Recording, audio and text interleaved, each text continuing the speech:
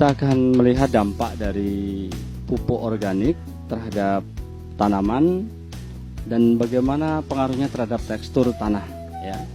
Yang pertama kita akan jelaskan bahwa tanah yang mendapatkan media pupuk organik adalah tanah yang tingkat kegemburannya terjamin, di mana di dalam tanah ini banyak media mikroba yang berkembang demikian baik sehingga akan bermanfaat bagi tanaman.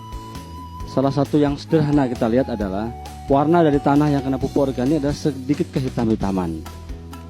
Kemudian tanahnya tidak terlalu lengket dan tidak terlalu keras. Kenapa? Karena di situ bekerja mikroba organik yang akan membantu bagaimana memfermentasi tanah itu menjadi pupuk yang baik untuk tanaman. Kalau kita bandingkan dengan pupuk dengan tanah yang kena atau diberikan pupuk kimia secara bertahun-tahun, maka yang ada teksturnya sangat lengket ya. Dia tidak ada pori-pori, tidak ada rongga, sehingga kadar oksigen di dalam tanah itu sangat sedikit ya. Sehingga dampak dari pupuk organik sangat baik sekali untuk petani, untuk tanaman. Dan kita lihat bahwa tanaman pun akan kelihatan. Ini adalah tanaman yang tidak diberikan pupuk organik ya.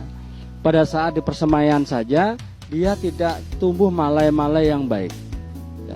Berbeda nanti kalau kita lihat tanaman yang diberikan pupuk organik akan menampilkan satu tekstur daun yang sangat baik ya. Ini dampak yang pertama.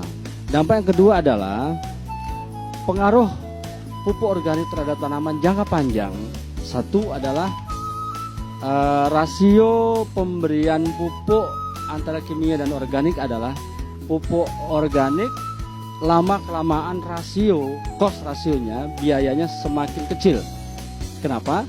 Karena ketika mikroba ini berkembang dalam tanah dalam jangka panjang, maka tanah lama-kelamaan justru kembali seperti dulu.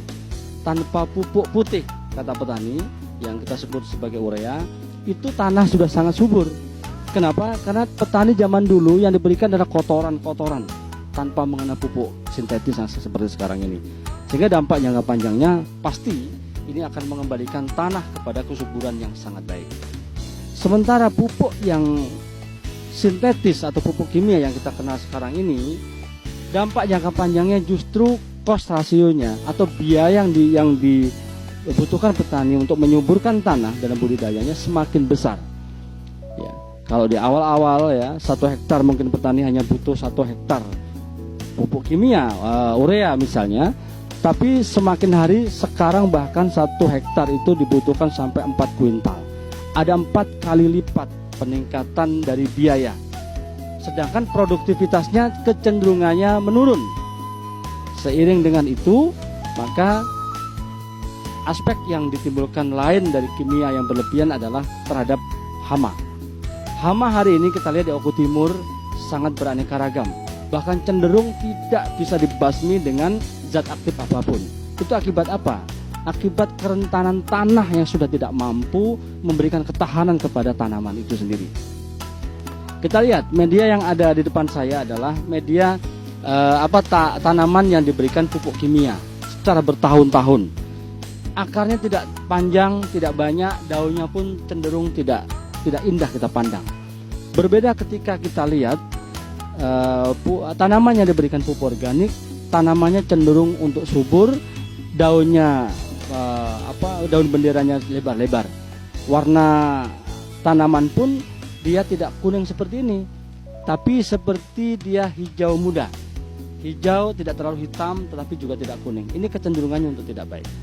Untuk itu kita lihat pemberian pupuk organik dalam jangka panjang akan bermanfaat kepada petani, kemudian akan meningkatkan pendapatan petani, dan yang lebih bagus lagi adalah menambah kesuburan tanah secara berkesinambungan. Artinya pemberian pupuk organik kepada lahan petani ini sebenarnya kita mengembalikan kesuburan tanah. Kemudian manfaat sosial dari kesejahteraan petani meningkat. Kenapa? Karena penurunan biaya secara pelan-pelan akan kelihatan dirasakan oleh petani. Sementara produknya, hasil dari pertanian organik itu adalah akan sangat mahal. Kenapa? Karena kecenderungannya penyakit-penyakit di perkotaan ya. Ketika mengkonsumsi beras organik, maka itu akan semakin baik dalam kesehatannya. Sekian.